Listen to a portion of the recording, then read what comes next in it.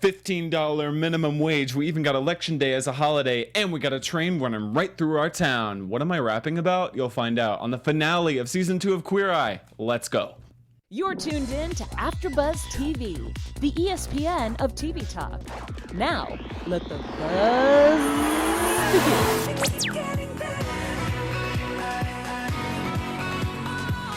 Jonathan, with my hair.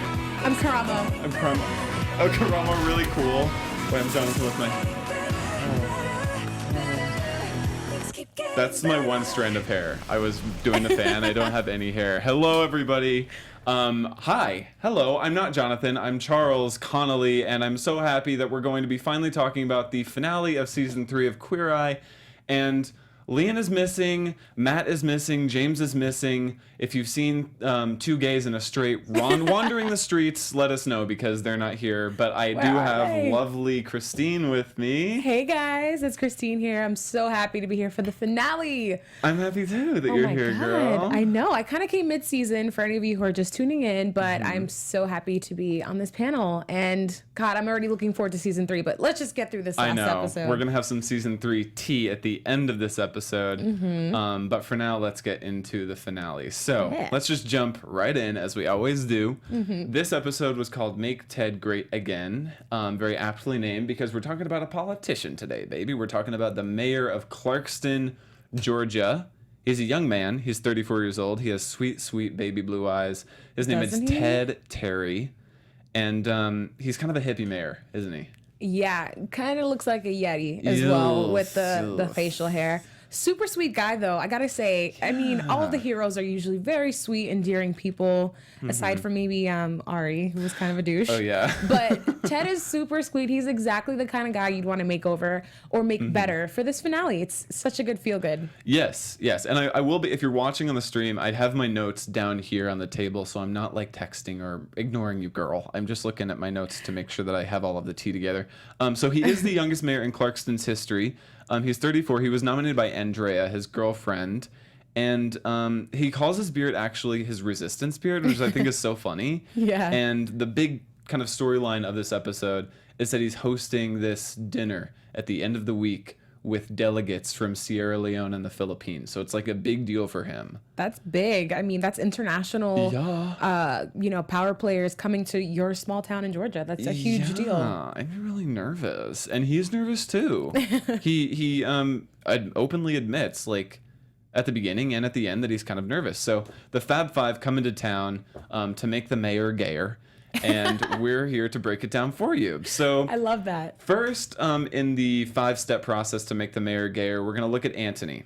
So Antoni, we just said that this guy Ted is hosting a dinner at the end of the week at his house for these delegates. So Antoni kind of gets the responsibility of preparing the menu, right? Which is a big deal. Yeah, but I mean, it's cool because this time he actually has a little bit of help because Andrea and I don't think that they don't seem like the kind of people that would mind. Okay, I'll go with whatever Andrea. The earth says to call me. She's already got such a good foundation for Antoni from her garden in her in the back of her home, the chicken coop. She's got live produce, eggs. You know, the really natural, irregular ones. Yes. And she knows how to cook much better than Ted does, obviously. So they've got a good foundation there. It's just up to Antoni to up it a little bit. Yeah, it seems like at the beginning, Andrea is all of the good things about being a hipster. Like, she has the garden, she does yoga, she's very peaceful, like organic, non-GMO everything. And her boyfriend, Ted, just has like the beard that comes with being a hipster. So Antoni, the main things that he does notice their garden, but the main moment he has with them is he takes them to that upscale restaurant. Yeah. And he doesn't necessarily take them to an upscale restaurant to say you have to mimic the food. He takes them to understand what a proper place setting looks like. So we get to experience the fork moments, right? The wine glass moments. Yeah, a little teaching moment right there. Teaching moment. And I thought this was cool. I thought so too. I thought it was just a simple, understated elegance. And I think he took the right approach with this because even though there are, like I said, there are international delegates coming, the pressure is definitely on to impress. But you can do a lot with just doing a little bit. And I think that simplicity is really what shined. Keep it simple. Yeah. Quality over quantity. But Antoni does say, like, you need casual, simple elegance And I'm like, okay, casual for you is like this amazing, like multiple fork, multiple like wine glass and water glass. Casual for me is like a paper plate and like a dishcloth. We are clearly on different levels, but I told Christine that before the episode and she was like, and that's why you're not the mayor. Or something like this. I was like, damn. So true. So true. So yeah, Antoni, he teaches them this and then he's basically like, you know what we're going to make? He looks to Andrea and he just says flat out, you're going to make the salmon. Right. And they do a wonderful like grilled baked salmon. I'm not sure if it's grilled or baked, but they do nicely marinated. They do. I said do. They do a grilled peach and heirloom tomato salad, which might be the gayest thing that's ever been eaten on this show. Yeah, did they top it with a little burrata? Did I miss that, or Well, maybe that would just make it? That gayer. would make it too gay. Like Yeah. you can't go that gay. That's so gay it's almost straight. You know, you're right. Right. You know, you're actually right. So but I thought that was a really cool idea, was though, cool. because Georgia peach, hello. And I mean, I love having salmon with either a little bit of citrus or something lighter. And I think that peach, that was one of the like few things that Auntie's made where I was like, I actually really do want to try it looks that. good. Yeah. And you know, come on, let's get philosophical for a moment. So he does say, Antoni says, what's more Georgia than a peach? So you notice how Antoni took a very classic, antiquated Georgia staple and made it modern and new. And that's really what this mayor is doing. Ted, he so true. jumps into a really like antiquated, steeped in tradition society in the South, and he kind of brings it to life and gets some vibrance and some youth in there and makes it really progressive. So I thought it was cool that Antoni took the peach and said we could make peach cobbler, but that's not the type of mayor that you are. You're more of a grilled peach and heirloom tomato salad kind of mayor. Yeah. And I thought it was really successful. I think so, too. So another thing that this mayor has to do is he has to learn how to be kind of a more confident, well-spoken, well-rounded mayor. Yeah. And that's where our buddy Karamo comes in. Karamo, the culture expert, of course. Who better? Yes, culture expert. Maya Angelou of our generation. He is mean. the wisdom queen, the wisdom king. He's all of the above. We love a Karamo moment. So his whole thing with Ted is to say, you have to learn how to be a better public speaker. You have to be more confident on stage. Point blank, period. That's like the staple of being a great public speaker. You need to captivate the room. And it's not always about doing the most. It could be about just saying something clearly and making sure that the message gets across. And I think they really wanted to hone in on that. Because even when Ted talks, like he'll talk in circles a little bit and you can tell he's just like he struggles a little bit with being a little more direct. And by the end of the episode, you can see that every time he does open his mouth to say something, it's concise, it's to the point, Right. and it was a good lesson learned. Right. And yeah, he does have a lot of those verbal disfluencies, which if you're a communications major, you know that verbal disfluencies are ums, ands, likes, it's like those filler words. Yeah. Like that one. do that too. Like what I I just just did. realized. And you do them without even noticing. And the more you think about verbal disfluencies, the more you accidentally incorporate them into your vocabulary. So you can clock me on my verbal disfluencies. So, so that's what Karamo does. He's like, you're going to learn how to be a better speaker. So he brings him to a room in the middle of town, what it looks like, and he lets him meet with Joe, the Georgia state champion public speaker, speech giver, who's probably 16 or 17 years old. He's a little baby. He's a little baby, which was kind of weird. Like, honestly, I thought it was kind of strange seeing like a 16-year-old telling a mayor how to public speak. Yeah. Was that weird? Now that you put it like that, it's very weird. I think Karamo's angle, which he said in the episode, was like, I'm just trying to show you like what you looked like at that age, or like a younger version of what could be you later on. Right. You know, if he inspires the next generation of young people in the city who want to be politicians. But it is kind of strange because at the end of the day, they want to make Ted more approachable to people in the town, and it's like, okay, this 16-year-old just kind of schooled you. It's like weird. It is weird. And like, I don't know. Okay, and that actually leads us into one of the most cringy moments of the season, but it was cringy in a good way. Like, I was entertained, but it was a rap battle, y'all, and that's what I was doing at the beginning of this episode. A, B, C, D. So this rap battle was okay. Whenever Karamo said we're gonna rap, I was like, okay, you're gonna have a 16-year-old high schooler in a suit wrap a relatable lumberjack who weighs maybe 85 pounds. This is going to be good. And by good, I mean not good. And it wasn't great, but it was funny. And Karamo, like, thought it was fun and even, like, admitted at the end of the segment now Ted is not an Eminem. He's not Eminem, but it was funny. And he was like, okay, rap about stuff. And he rapped $15 minimum wage. We even got Election Day as a holiday. We legalized recreational marijuana, and we got a train running through our town. And there was like that moment, which was like kind of funny, but I thought that was a moment. I thought that was so like prompted because that line was. I wanted to be in that room and where there was like absolute silence. Oh my God. How many times do you think they reshot that? Okay, I read in an article they shot it twice because Ted actually said, yeah, like I rapped that and that train thing just came to me like on the top of my head, acting like it was a really good line. Train track running right through our town. The mic drop line? Mic drop. He was like, yeah, that train thing came to me, and right whenever I said, this is what he said. I was like, right whenever I said we have a train running through our town, the train actually went by outside. And then the audio guy said we had an audio issue, have to record it again. So they recorded it twice, which maybe that was the reason it came off a little bit unnatural, but that's what had happened. They recorded it twice. Interesting. Two take queen. I love hearing the tea like that behind the scenes. The BTS, the behind the scenes. Yeah. So they recorded it twice. And then like I was kind of confused as to why the high schooler didn't actually dispense out information to him. Like he told him practice. Like I practiced for months, blah, blah, blah. But I'm sure like Ted already knew that. For sure. Or maybe not, since he doesn't put a lot of prep into a lot of the things that he does. But we kind of spoke about this off screen that my guess is that there was a longer session, like, just for editing purposes, they kind of cut that down. Yeah, they're like, this is a little dull. Yeah, think about that. It's repetitive speech. The speech class. Like not really the sexiest TV. That's why we really got that fun moment with the rap. And then they were like, that's it. We're good. Let's move on. You're right.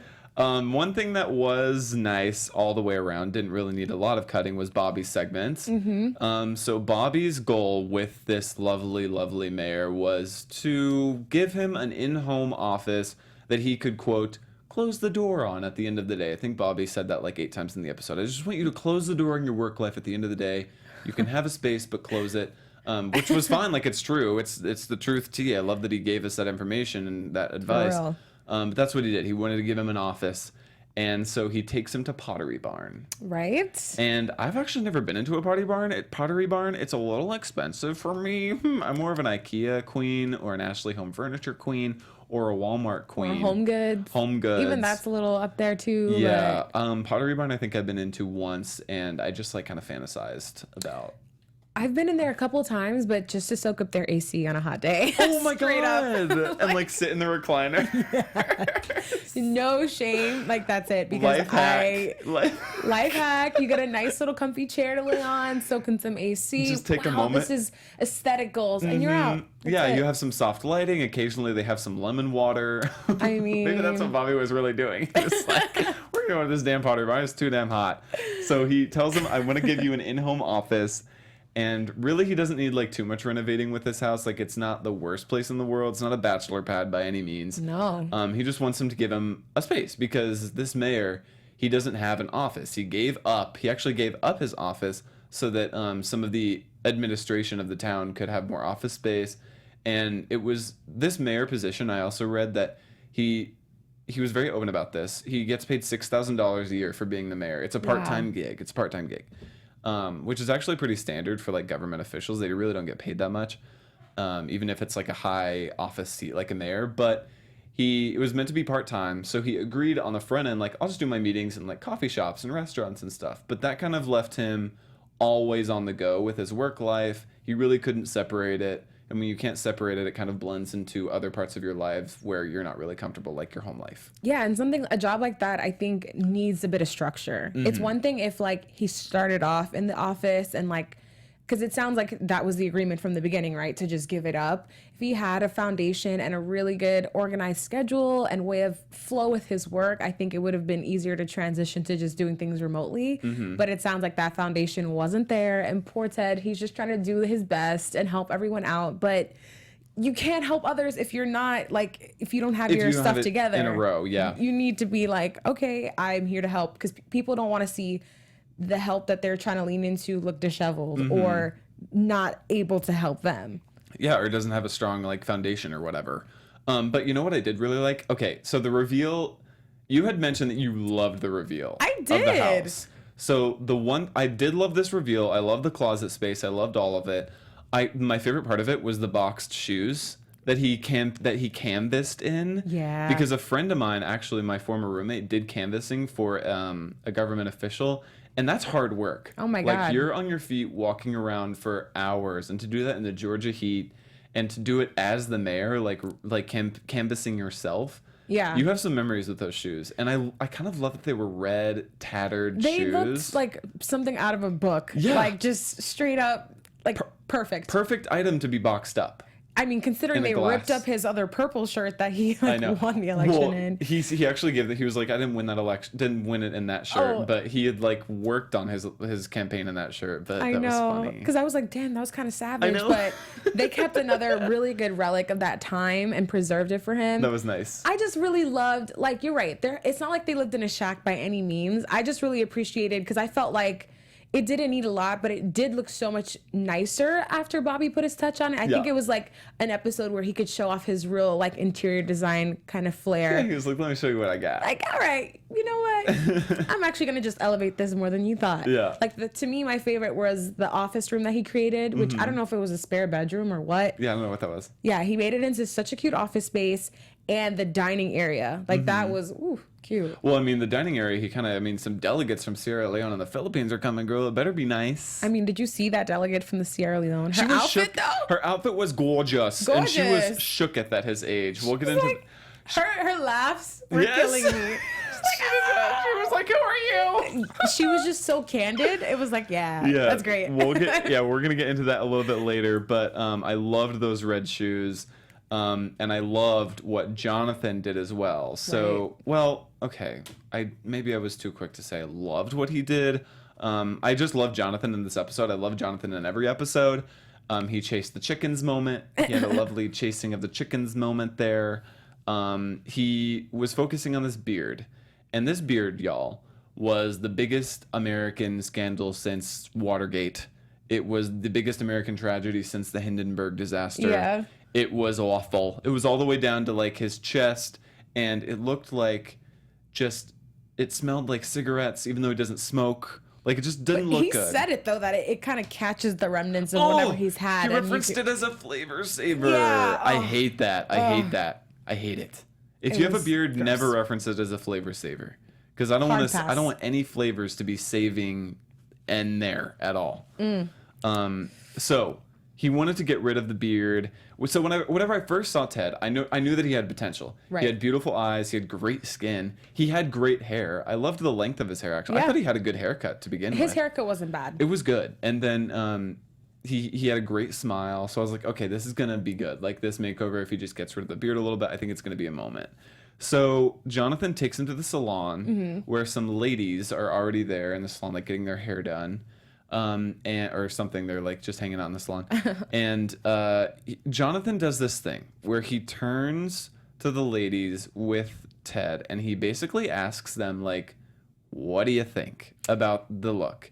And Jonathan, I think if it was all the way up to him, I think he would have kept some of the beard. And the girls outright said, like, I'd like to see you without the beard. I want to see you clean shaven. Yeah. Because Jonathan, you remember he was doing that thing where he was holding the beard back and he was showing the ladies what it would look like if he just had a regular beard. And it looked good. It did. It looked amazing, I thought. I thought that his thought process at that point was where he was at with Ari, where he was like, he didn't want to take off all of it initially, but then eventually did. Or was it, I forgot who else it was, but like to just bring it down. But it was like the ladies kind of pressured them to just get rid of all of it. I think so. And so he got rid of all of it. And, you know. Do you like it? I didn't like it. You didn't like it? I didn't like it. And I'm comfortable Jonathan, I love you. I love your work. I love everything about you. You're perfect. You're beautiful. Like, you look like in Linda Evangelista. You're gorgeous. But I didn't like this no beard moment.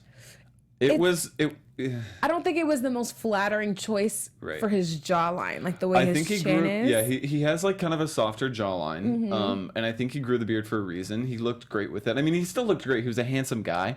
It just was not my favorite makeover I've seen on the show. It wasn't, and to be honest, I feel like it was actually, as it's hard to say for Jonathan, but his most quintessential like gay moment to be like, ladies, what do you think? Yeah. Like I'm not gonna lie. First, it kind of made me a little uncomfortable because I felt like Ted was just so sweet and receptive to everything, and I felt like that was a little bit of a Mean Girls moment. Like, what do you think we should do with this? With this thing. Yeah, it kind of was old like, thing. Okay, well, but love that you could see his pretty baby blues after. Yeah, his eyes were so pretty.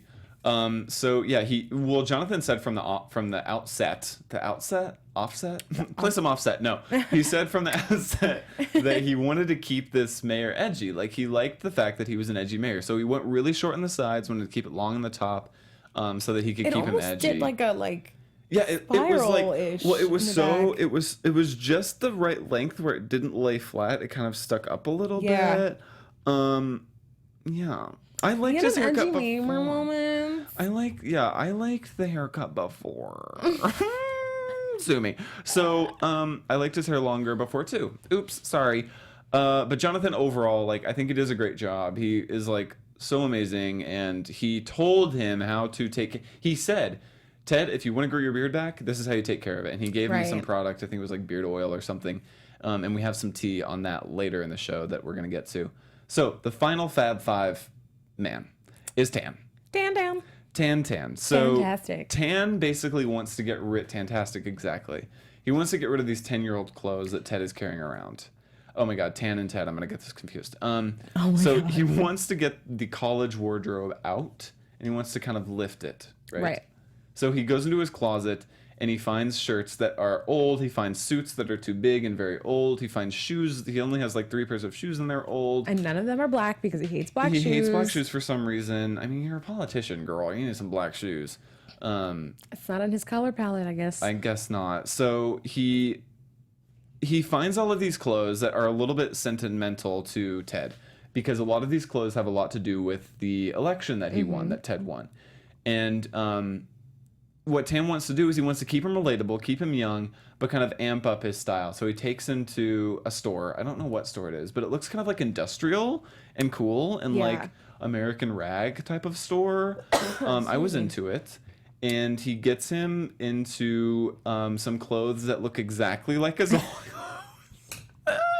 Can we just say, before the show started, we both agreed on how like unimpressed we were with the transformation, with the physical transformation with the clothes. Like, I remember the moment when, because Tan always takes them into the store, he picks out clothes from the store, he says, go into the dressing room, try this on, and come back. Right. And whenever he came back, I was like, wait, he didn't try on the clothes, because he was wearing like the exact same stuff. So what I think happened was, it was better fitted, and it was a little bit more modern, and it was just higher quality stuff that he could keep. Definitely the quality, because you could see from when they went through his closet the first time, all the stuff they were throwing away was really like gray looking, and like faded old, and ripped. faded. Exactly. These clothes just actually look like just fresh clothes that had been washed like 80 times a year for the last 10 years since you've had them. Right. And I mean, yeah, I don't know. It's just, also too, it was like he kept the whole linen vibe with everything, which looks very cool. Which is appropriate for Georgia, which I appreciate him understanding that, knowing that he runs around outside all day going to his constituents. I love that. But it did come off very casual. Yeah. That's why we didn't get that wow factor of like, oh my God, you put something new on. I love that word too, constituents. You know, constituents. I sound really smart when I say it. I know, feel that's really that's a vocab word. My SAT word of the day. Yeah. Constituents. This episode brought to you by Constituents. Speaking of this episode and many more episodes, AfterBuzzers, our network produces after shows for nearly all your favorite TV shows. I'm sure that there's a show that every member of the Fab Five loves on this network, AfterBuzz After Shows. So from dramas, reality TV, sci-fi, and more, there is no network that works harder to serve television fans.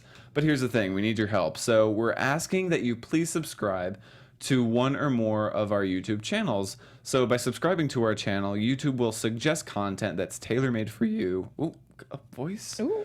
Come on, voice. Okay. Come through. Come through. So YouTube will suggest content that's tailor-made for you and you will help AfterBuzz continue to grow. And if you're worried about those pesky notifications, don't be bothered because they're optional. So hit that subscribe button now for this channel and check out our other AfterBuzz YouTube channels as well. Like Competition Reality, I do Big Brother. If you love Big Brother, you can watch me on there or subscribe to that channel. So let us know you did so in the comments and we'll thank you on air. And for now, thanks for being the best fans and helping us be the ESPN of talk. You think Tan would subscribe? I think so. I think Tan has subscribed. I think he's created a ghost account. I think he's a Real Housewives fan. I think he'd probably be down to What other you're on another panel. What panel? I am. So I'm on The Bachelorette, which tomorrow is our finale. That's an Antoni show.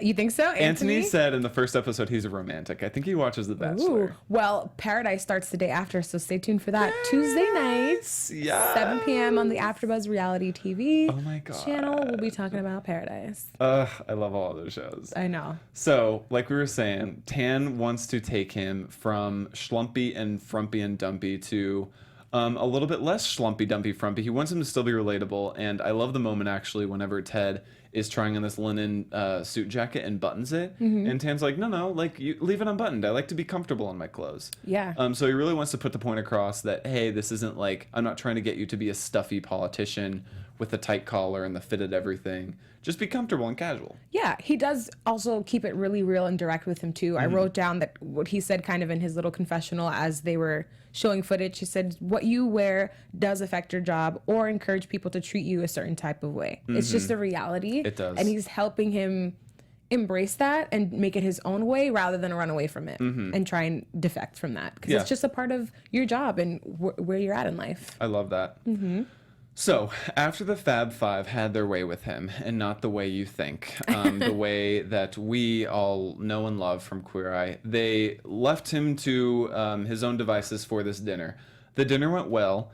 The delegates from Sierra Leone, as we said earlier, had a fabulous outfit when she walked in. Gorgeous, darling. Gorgeous. She was absolutely shooketh.com to the moon, to space and back at his age. She was like, you're so young, blah, blah, blah, like making comments. And it was funny to kind of see that interaction. Yeah. The toast that he did, which Karamo helped him develop, was good.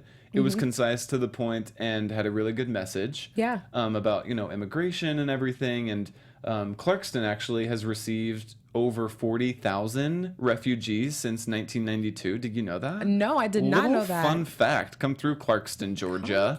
So very appropriate that these delegates came through. And the delegate from the Philippines had a really good moment with Ted, saying, you are the future of politics. We need to support you, and we need to understand you, and we need to nourish and thrive make the younger generation thrive. I thought that comment specifically brought the episode full circle, considering when they were reading his kind of breakdown in the beginning, and Tan made a comment that, oh my God, he's so young to be in politics. And, Bobby, Jonathan, everyone spoke up like, no, we need more young people in politics. Like, that's what, is what our future looks like. So it was a nice moment. It really was good. It was a great moment. And Ted held his own, which is like we knew he was going to hold his own. Like, he's clearly a smart guy. Yeah. We're proud of you, Ted. We knew you were going to hold your own. Whoop, whoop. So now we're going to move into one of our segments. It's going to be doing the most. We usually do the cry meter. But this cry meter was at a full 0, girl. I didn't really cry at all, which is okay. Like, this was an enjoyable episode. You don't need to cry to be entertained, girl.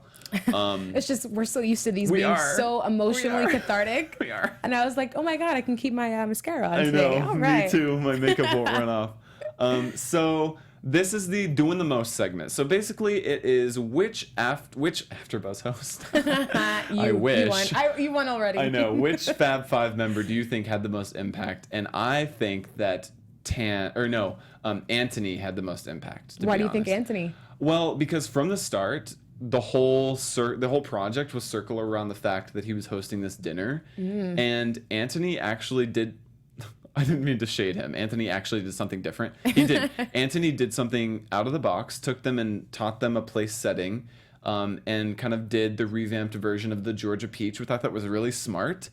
And the dinner and the food and the dinner is the centerpiece for which the bonding happened with the delegates. So I thought Antoni did the most. You know, I think you hit that right on the money, and I definitely agree with you. I'm just gonna also show Bobby some love this episode because, you know, aside from the dinner party, which was the main focus of having that moment and creating that, going forward, I think having a space that he can call his own and revamping how he treats his work versus personal versus home life by the way that they change his house is going to have the biggest, like, long-lasting impact, which is why I'm going to give it to Bobby. Right. Awesome. So now we're going to move into some AfterBuzz news. Ooh. AfterBuzz news. And this is going to... Thank you. Oh, that's the sound I love. I know I kind of sprang it on you. Gosh, but this AfterBuzz news involves Ted. So after filming in July of 2017, Mr. Ted Terry actually went back and he won re-election. And if we pull up the Instagram post from Ted Terry, there he is in his bearded glory. He did grow the beard back. What do you think of that length right there? I think that's a perfect length. I can agree. I think that's maybe a little longer. Trim the mustache a little bit though. Trim the mustache. Because the ends are looking a little yeti. But I love that length of beard. Maybe the beard a little longer, maybe the hair a little shorter on the sides, but I love everything about it.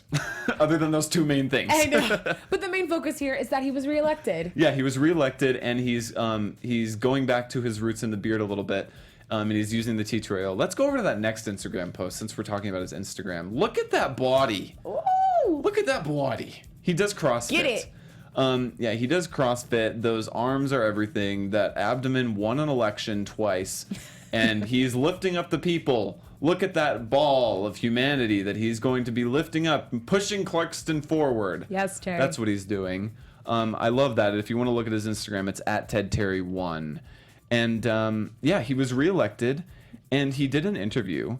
And in this interview, he spilled some tea on the election process and the show process. So Really? you know how we love the behind-the-scenes moments. So he said that the producers of Queer Eye actually scouted him for this episode. They came to Clarkston, Georgia, and they were looking for characters. And they came to him, the mayor, to say, who are the characters in your town who could possibly use a makeover? And he gave some different names, and he eventually was the one who they made over because the producers were saying, this is so perfect. They came back to him multiple times, and he eventually got made over. So I thought that was kind of cool. That's dope. So now, the news that we actually have all been waiting for. It starts with an S. It ends with a 3. We're talking about season 3 of Queer Eye. We've all been dying to know when season 3 is going to be released. We actually have a tweet. It's from the Queer Eye Twitter. It says, "Get in, Henny. We're taking a road trip. Are you ready for season 3? Kansas City, Missouri. Here we come." Woo. And it's a little video it's like an animated video of Fab Five going from Georgia to Missouri. So season 3 is happening in Kansas City, Missouri. They started filming on July 16th. So we'll have to wait a little bit before season 3 is released, but the tea was that they're going to have it come out in mid-2019, hopefully early 2019. Oh my God, I can't wait that long. So we're going to have to wait, because it's mid-2018 right now, we're going to have to wait a year, girl. But something tells me that they're going to do like they did with season 1 and 2 and kind of shoot them together. So maybe after we wait this long for season 3, we won't have to wait as long. Yeah, we will be fully served. 4. We'll be fully served with a dish of 2 seasons. We'll need 2 forks. We'll need 2 wine glasses. Get that renewal, Netflix. To binge all of those seasons. So yeah, season 3 is coming in 2019. We're done with season 2. We're done with season 1 and 2. I can't believe it's over. How do you feel at the end of this season 2? I feel gay. Gay. I feel gay and proud. So gay. I feel like the gayest I've ever felt, and it feels so good. The Fab Five have infiltrated my personality, and I've gotten an upgrade. An emotional one, because I don't look any better. You know, How do you feel? I can agree there. Definitely gave me a make better on my insides. Yeah. It's just been so great to watch. I'm so glad that this show made a comeback and had, even got a season 2, working on a season 3. I didn't know that this was the show that I needed in my life until it came back. They're thriving. It's really amazing. And, a little more news and gossip. If you guys noticed, Drake dropped his video for In My Feelings, and he showed them some love at the end of the video. There's a compilation of all the different videos videos of the In My Feelings challenge. I love it. And you see the Fab Five and their version of it in there too. So that just tells you how quickly this show has become a phenomena again, how iconic these guys are. And imagine where they're going to be years from now after this. Like, yeah, I'm enjoying the ride, and I love it. Like, I feel like I just made 5 new besties. Yeah. And if you want to follow some more Queer Eye news, you can follow AfterBuzz. You can watch our previous after shows. You can follow us. We're going to be spilling the tea, and you can follow the Queer Eye Twitter too. So thank you so much for taking this amazing ride on season 2. We are so looking forward and cannot wait for season 3. We'll be binge watching all of these after shows. We'll be binge watching Queer Eye season 1 and 2. From the AfterBuzz Studios, thank you. My name is Charles Connolly. You can follow me at Charles Connolly. I'm also on the Big Brother After Show. Christine. And you guys, thank you so much for welcoming me onto this panel and having such a great season 2. I am on social media at Christine Bean on Twitter and Christine I. Alexis on Instagram. And don't forget to catch me on the Bachelorette finale and Bachelor in Paradise premiere Monday and Tuesday on the AfterBuzz reality TV channel. Yes, God. And special shout out to Matt Marr and Leanne and James, who have been with us the entire ride but couldn't make it here today. We love you, we love you, we love you. Goodbye. You. And be queer.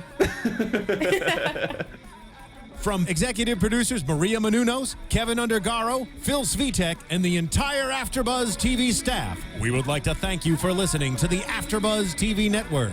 To watch or listen to other after shows and post comments or questions, be sure to visit AfterBuzzTV.com. I'm Sir Richard Wentworth, and this has been a presentation of AfterBuzz TV. Buzz you later. The views expressed herein are those of the hosts only and do not necessarily reflect the views of AfterBuzz TV or its owners or principals.